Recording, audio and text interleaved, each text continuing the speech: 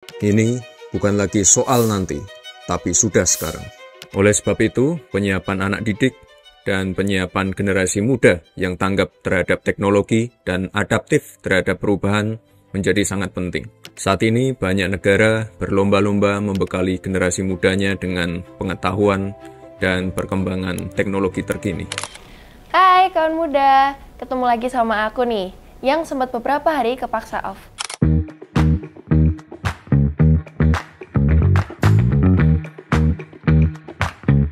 Ya namanya juga anak muda, ya nggak boleh berhentilah beraktivitas. Konten emang bener-bener cuman buat selingan aktivitas saja, ngeluarin apa yang ada di pikiranku. Yang jelas, thank you so much buat respon-respon di konten pertamaku. Nggak nyangka sih bakal banyak vibes positifnya. Dan aku juga minta maaf kalau ada yang ngerasa gimana gitu buat dengerin episode pertamaku. Aku bikin konten sebenarnya buat nuangin unek-unek aja sih, nyeritain apa yang berkecamuk di kepalaku. Kebetulan, banyak banget pertanyaan yang sering nempel di kepala. Saking banyaknya, kadang tuh bapak sampai suntuk gitu buat jawabin pertanyaan-pertanyaanku. Nah, kawan muda bisa dong bantuin aku buat ngejawab apa yang aku gelisahin. Untuk episode kedua, aku pengen banget banyak nyodorin fakta-fakta atau harapan aku sama temen-temen dari Gen Z soal janji-janji Mas Wapres nih, Pak Gibran Rakabuming. Janji apa? Ya, mau gimana lagi? Mau jadi pejuang lah buat aku sama kawan-kawan muda terlibat dalam membangun bangsa. Soalnya maju dan terpilihnya Pak Gibran disebut sebagai representasi kaum muda. Tapi kok udah lebih dari 8 bulan menjabat nggak kelihatan sama sekali. Apa peluang, kesempatan yang bisa kita ambil?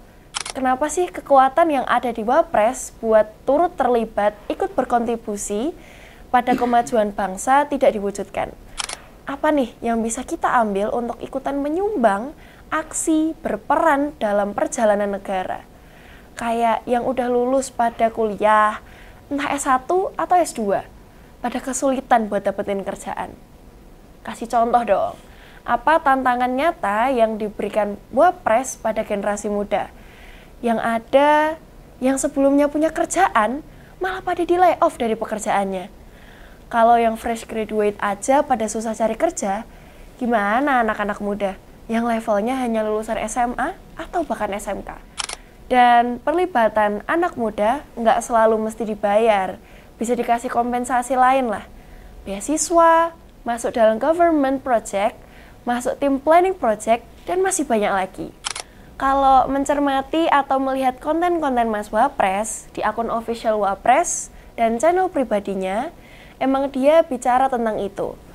Tetapi sebagai pejabat, policy maker, shift of decision, young generation need to realize what the vice president can do something. Kami ini nunggu aksi Bapak nih. Mana nih kesempatan yang diberikan sama kami? Sampai kapan sih kita harus nungguinnya? Bukankah pada dalam satu acara debat Pilpres, Pak Gibran berani berjanji akan membuka lapangan pekerjaan 19 juta. Seriusan tuh, 19 juta loh. Banyak banget. Of course, I'm so appreciate about this. Ya, kalau 19 juta dibagi 5 tahun masa jabatan kan berarti rata-rata per tahun ada sekitar 3.800.000 lowongan. Hingga saat ini emang udah tercapai. Berapa? Ada yang ngerti nggak berapa jumlahnya? Kenapa kejadiannya justru banyak banget yang kena PHK, cut off, banyak perusahaan-perusahaan yang berhenti beroperasi. Bukan sekedar memecat karyawan, tetapi hingga menutup operasionalnya.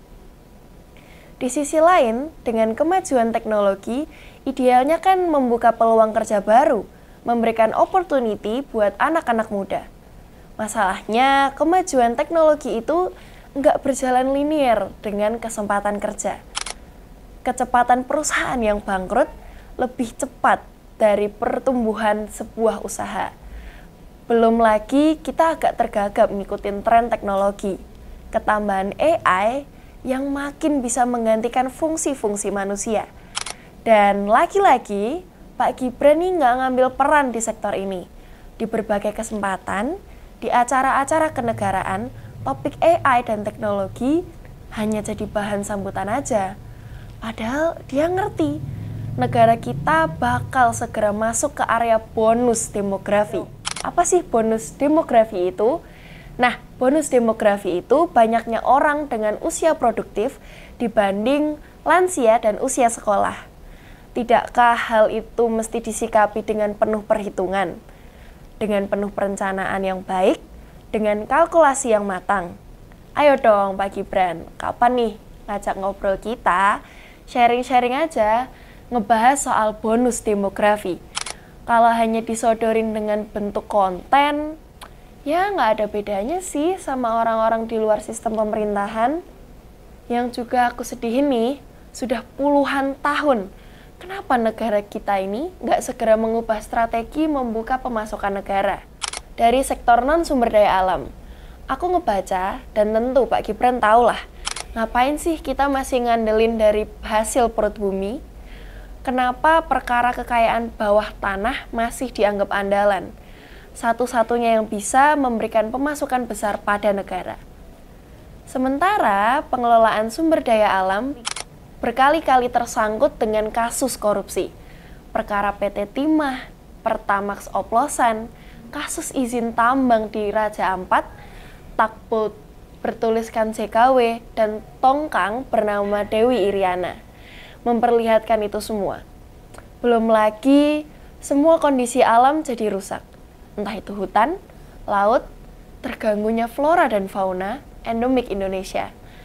Ngapain kita masih berharap pada hasil jualan minyak mentah, batu bara, gas, nikel, timah, emas, dan lain-lainnya.